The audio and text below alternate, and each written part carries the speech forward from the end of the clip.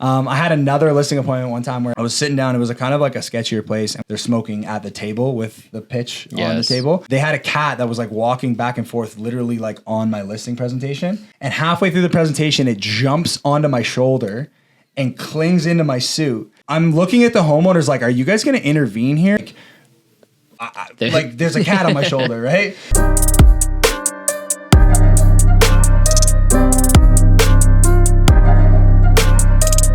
It's Tomer Tuesday. Yes, sir. So Trevor Tompkins here with us today, my business manager and dearest friend. Yes. Developed the name Tomer because I made it up, I guess, and you didn't like it at first, which made me like it more. Yeah, I still don't love it, but it's stuck now. So and now it's growing around the office. It's like people are starting to call you Tomer. It's growing. As soon as we hashtagged it, I was toast. Yeah. So welcome to another episode of Here We Grow. Today is we're just going to kind of catch up on kind of what's been going on with our business. It's been an absolutely crazy summer, and definitely the last month has been absolutely nuts. Usually August is like pretty calm, but we have been running around like crazy because of a few different things that happen. I was laughing before I wrote this down as you took off out of the office earlier before we came into the podcast room. I was like, it's funny how, I mean, we're starting to get, so Trevor's been working with me for coming up on a year. Yeah. Probably. So we're finally starting to like get what, each other needs and stuff like that. Same brain. Yeah. So combined, if you combine both our brains together, we have one brain in total. So two half brains combined is a joke.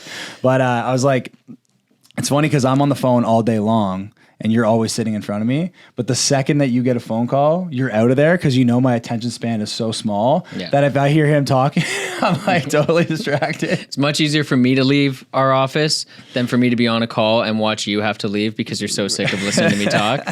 Right. Or when I was on the call just before we went in here and you came into the office singing like EDM beats in your head, and I was like, this is not going to go well for who I have to talk to here, so I'll just take this to the other room. So over the last month here, you've had to kind of run the show. We had like a little bit of a sink or swim moment. So I'm getting married, very excited. Well, go ahead. I was going to say the last time I was on the podcast, you asked me to describe my job, and I said, in essence, I keep the ship afloat. And I said it as a joke, and I got dragged through the mud by you for it to every podcast guest that we had for like the next month. And then, come August... You did. The ship is still afloat. The ship is still afloat. And thank you for that. I'm going to take a little bit of that. So, so I believe that you have to adapt or die in business. And we had a couple of situations that came one after the other in August that made us have to do that. So I had my bachelor party. So I'm getting married. Very excited about that. Fair. Had my bachelor party down in Nashville. So shout out Nashville because you were down there this year as well. What a city. What a city. I mean... I warned you before you went. I said, Nashville will win.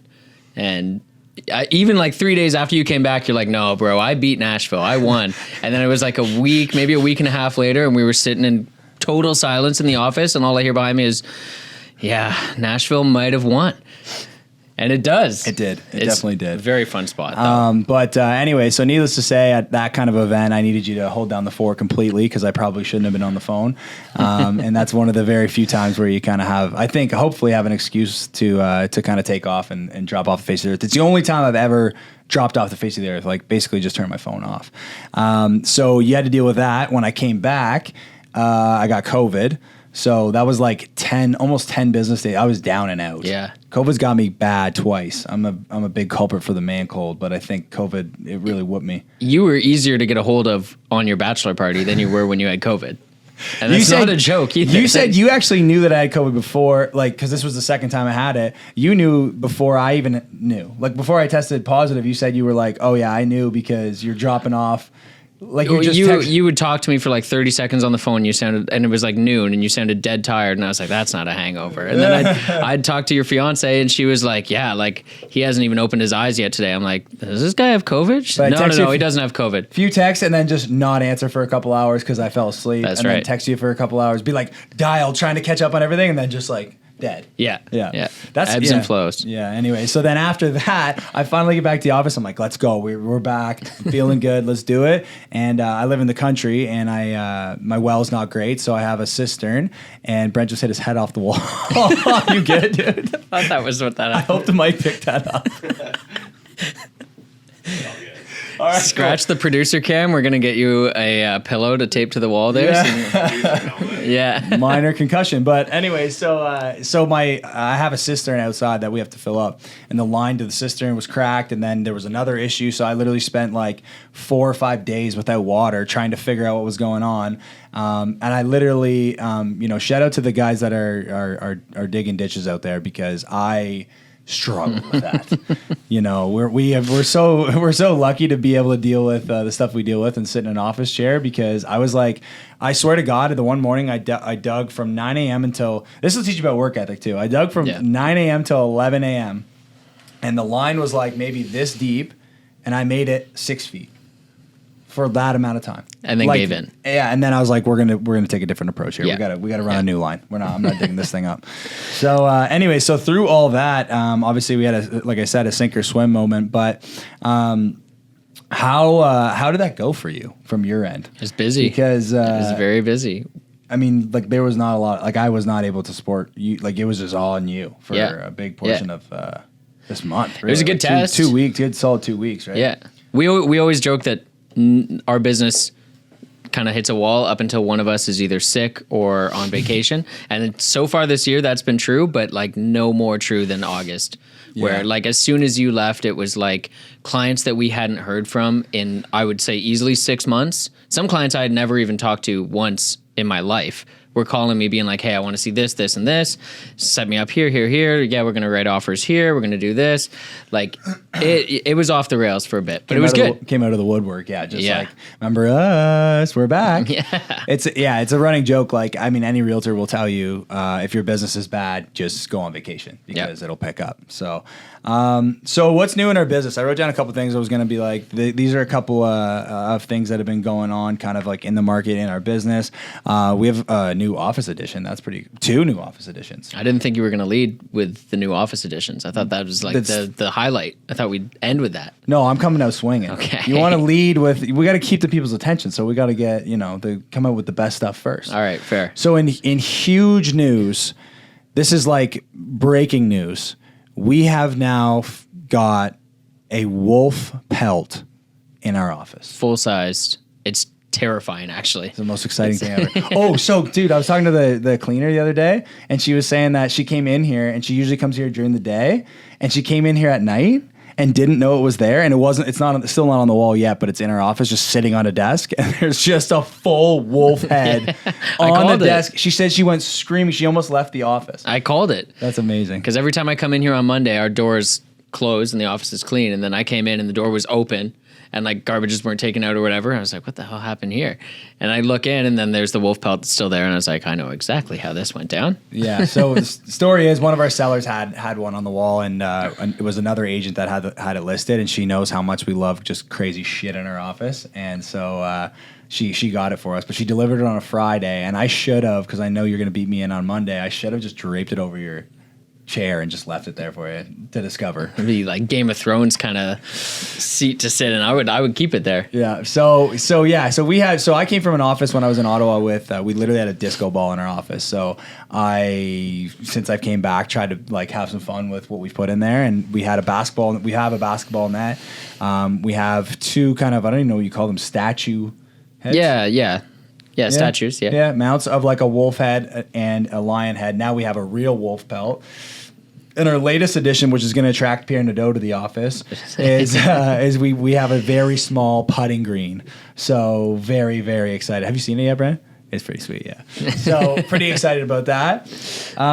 We missed Texas, so very kind of heartbreaking news. But seeing as I was away for half the month, we had to buckle down. So there was a big EXP event in Texas, and we had to watch everybody else have a ton of fun, and like to the extent of them sending us videos of how much fun they were having just to rubbing it in. So I'm a big advocate. This is like the 80th time, and probably like there's going to be 80 more in the next 2 episodes that I mention events on this podcast, because I like live and die by them, and I just think they're so important. You come back, reset, energized. It's just about getting that one golden nugget when you go to these events, and I want to do another, either squeeze it into this podcast depending on how long we run, or I'm going to do a short video with my brother after. My brother just got licensed and he went to Dallas, and the guy's literally vibrating in one of the offices in here because he's so jacked up.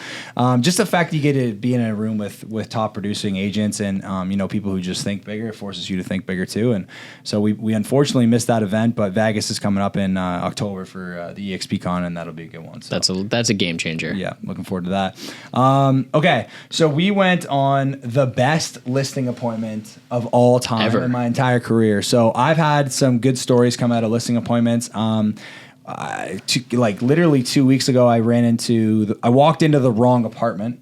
So I think I told you this one, but I didn't get the exact address, so I had to look it up on like GeoWarehouse to see where the actual unit was. So the legal description of this unit is not where the unit actually is. So I knocked on the wrong door. It was across the hallway, and some old lady opens it, like, let's come on in. And I'm like, oh no, like this is not a young dude that I'm supposed to be meeting. So I was like, no, actually, I think I got the wrong one, like whatever, wrong place. And she's like, no, come on in. First of all, I basically broke and entered into this apartment building because you need to like buzz in. Right. And somebody just let me in the front door. I was like, well, I know where I'm going, so I'm just going to go to this unit, whatever. And so she obviously thought she had let somebody in, or like it was somebody visiting from the building. Like, well, that's what I was going to say. Who did she think you were? I don't know. Maybe showing up in a suit. Well, so I don't know, man. She didn't come to the door. She's like, come on in. But I had to eventually open the door and be like, I'm sorry, this is like the wrong place. Okay, I can tell because you're not who I'm supposed to be meeting. I had another listing appointment one time where I was sitting down. It was a kind of like a sketchier place, and one of those places where you're like, I need to wash my suit when I get out of here because like they're smoking at the table with the pitch on the table. Yes. And they had a cat that was like walking back and forth, literally like on my listing presentation. And halfway through the presentation, it jumps onto my shoulder and clings into my suit. And I'm looking at the homeowners like, are you guys going to intervene here? Because like there's a cat on my shoulder, right? And they did nothing, absolutely nothing. So I was like trying to get it off for a minute, and then I'm like, clearly this is just I expected to just roll with the punches here. So I gave the rest of the presentation cat on shoulder. Yeah. You belong to that cat now. So this, so this one tops that, and I'll start it because I feel like this is kind of more geared towards you, hilariously enough. But like when you first go into a listing appointment, the biggest thing is you're trying to create rapport with the person that you're meeting with. So the seller that you're meeting with, you want to create a friend, create that rapport when you first walk in, and then you sit down and you go through the presentation. And amongst creating that rapport, you're like doing a tour. So the second we walk in, I see a French bulldog with a gold chain on. Yeah. And I'm like, buddy, we're getting along just fine. Because I have gold chains for my dogs. I think they're absolutely hilarious. Then another second goes by as we're shaking the guy's hand, and I look and I see, okay, what are they called? A turntable or a deck? Yeah, turntables. It was like a big DJ controller. Right. So a DJ controller is like the way to dumb it down for us. Thank you for that. Yeah. So for those who don't know, Trevor is also a DJ, and the cool intro video that we have at the beginning of this podcast, the tune is actually Trevor made it, which is pretty dope, I think. Yeah. So I see the DJ equipment, and I'm like, okay, Trevor's gonna hit it off with this guy. I'm like, Trevor, take it from here. I'll tell you something. Would you sent me the photos beforehand? Because we try to, if there's enough rapport already with the potential client, like you'll ask for photos so that we can kind of get a feel for the house before we go in. Yeah, ideally we show up and know what it's worth. Yeah, that helps us kind of give them an estimate of value, right? And you sent me the photos, and I was looking through, and in the corner of the living room photo, I saw it, and I was like, that looks way too much like DJ gear to not be DJ gear. Right. But I mean, we only had the one big shot, so I was like, I'll see when I get there. And I saw it, and I was like, all right, cool. Like this guy's all right. So you guys hit it off. You start talking about that, whatever. We go upstairs, and we get to the one back room, and like he has like a way more serious, it seemed like, setup. A full studio for sure. And we kind of, obviously we thought that was sick. We said jokingly that was our biggest draw of the house. Yeah. And he's like, oh yeah, sometime, like I'll have to have you guys come back. You can listen to some beats that I'm making, all that kind of stuff. And we're like, yeah, that'd be great. I was like, you should miss some tracks for like some of our listings. That would be sweet. Yeah. And he was 100% down. He even said, he's like, I'll make the music for when you list my house. And I said, yep, sounds good. Cool, yeah. We were ready to keep the presentation moving. Like we're like, let's see the rest of this house. We'll go down. We'll give you our pitch. And so we leave the studio, and he's kind of still standing back at the door like, yeah, like sometime I got to show you guys some music. And we're like, 100%, man. We would love to hear it. So bathroom, and he's like, actually, if you guys aren't in a rush, I I could play some stuff right now. All right, yeah, you clearly really want to show us this. So he plays us a beat, and we're like it was awesome. It was wick. We were just like, I was thinking, okay, whatever. He just kept messing around, whatever. Me and Trev just looked at each other like, ew. We're like, this is good. This is like really good. He plays us a couple more, and we were like really into it.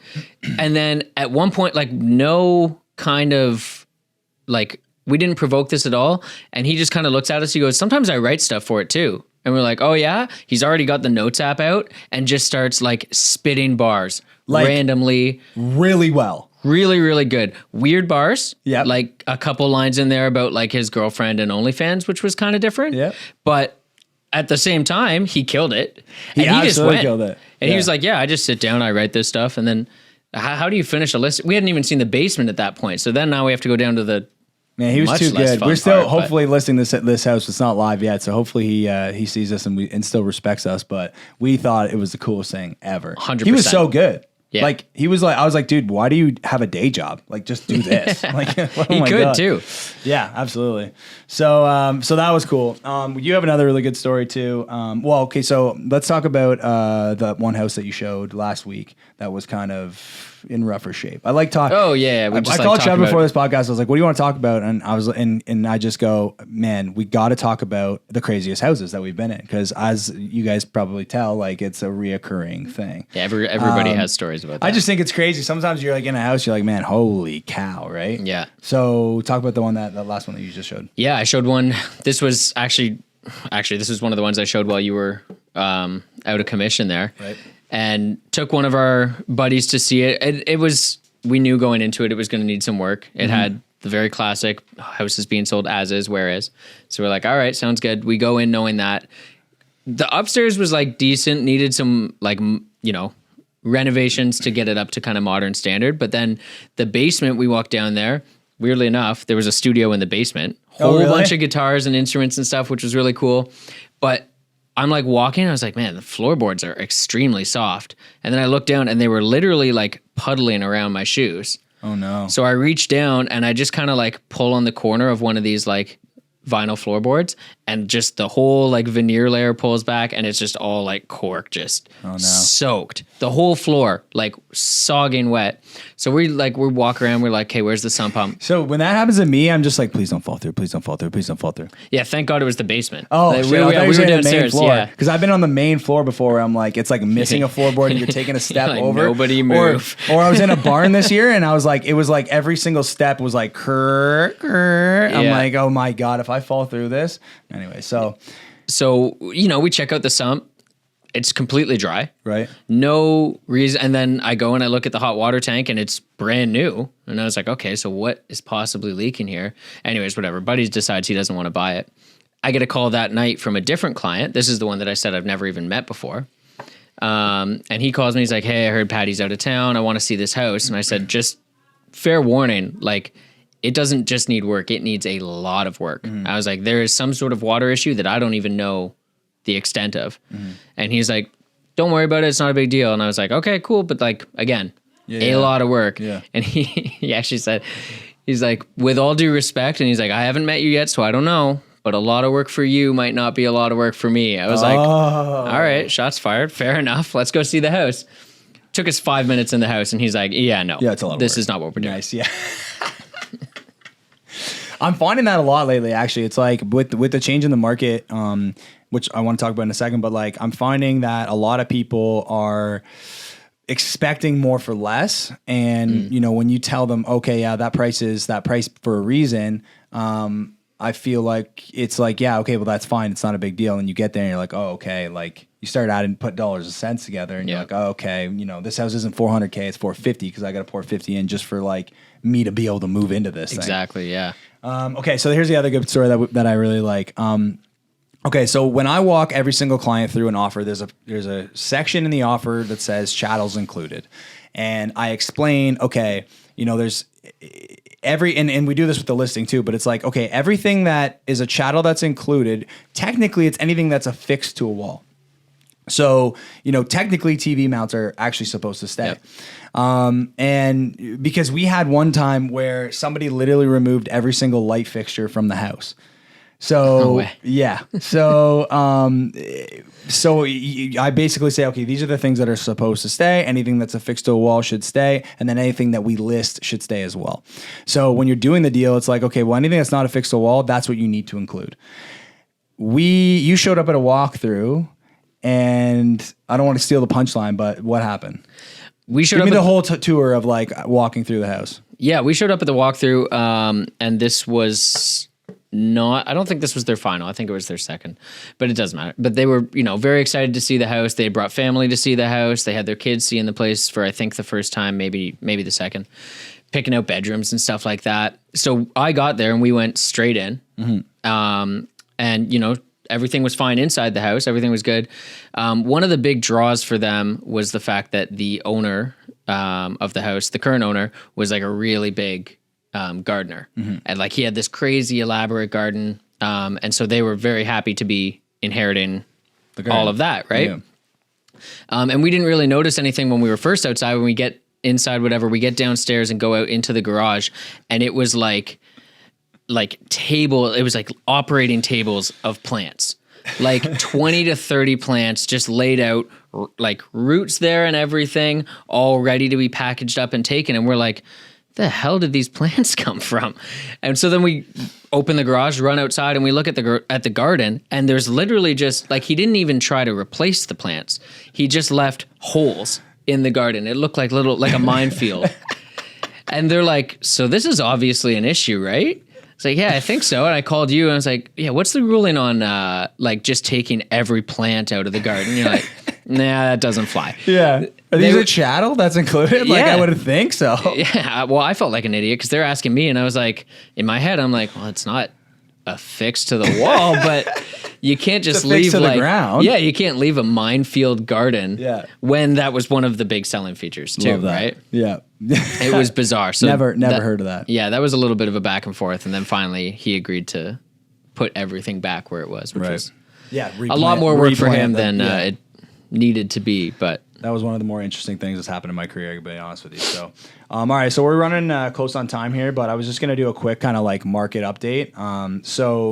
The big point that I want to touch on for anybody out there is like these two things. One, I'm finding that there's a little bit of, I kind of touched on this already, but there's a little bit of like unrealistic expectations when it comes to buyers and sellers. So, and obviously we found that, I mean, buyers going into homes now, they're hearing about this market shift. Things aren't as aggressive as they were. Things aren't selling above asking price. There's conditions being reintroduced. I think buyers are expecting way more of a discount than they may be able to actually physically get. Yep. Which will tie into my next point. But sellers, same thing. Sellers are still thinking that it's the market that we were in 3 months ago, 4 months ago, where you can list it at whatever you want and you're going to get it. For sellers, listing your home, the price has never been more important because days on market is everything. You need to make sure that you have a very aggressive price when you come right off the hop in order to keep your sale price as close to your list price as possible, and keep your days on market as low as possible. Which leads me to my next point about buyers is days on market is going to start to be everything. Buyers aren't stupid. We're all very educated in today's world. I use my truck for an example. I looked at trucks for months and months and months before I bought mine. I knew what a good deal looked like. The same thing goes for houses.